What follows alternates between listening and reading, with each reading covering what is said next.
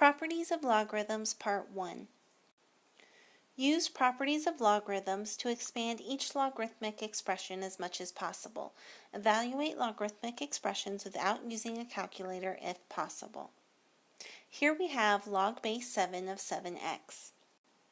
If we look at our logarithmic properties, we can see that our logarithm uses the product rule because we have 7 times x being multiplied together.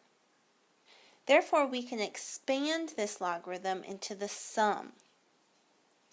To do that, we'll have log base 7 of 7 plus log base 7 of x. Now I'm going to evaluate each logarithm if possible. Log base 7 of 7 is the same as 1. That's because we have a property that tells us that log of base b of b equals 1.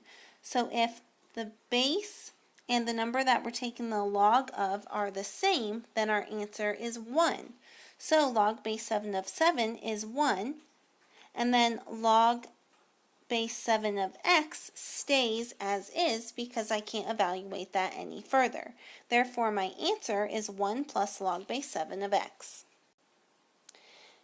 Now I have the log of x divided by 10,000. If we look at our properties, we can see that our logarithm follows the quotient rule. That's because we have a value being divided by another value. Therefore, we can expand this into the difference or subtraction. Therefore, this becomes log of the numerator, which is x, minus log of the denominator, which is 10,000. Next, I want to look at each logarithm and see if I can evaluate that logarithm any further. So if I look at log of x, I cannot evaluate this, so it's going to stay as log x. Now I'm going to look at the log of 10,000. Now I can find the answer to log of 10,000. And remember, the log, if there isn't a base listed beneath it, then it's assumed that the base is 10. So this is log base 10 of 10,000.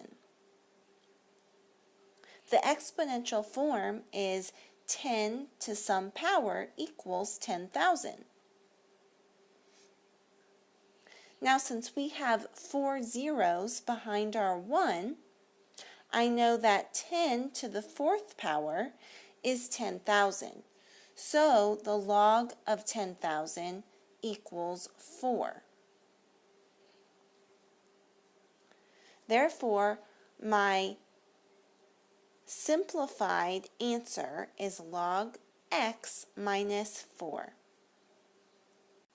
Now I have log of m to the negative 5th power.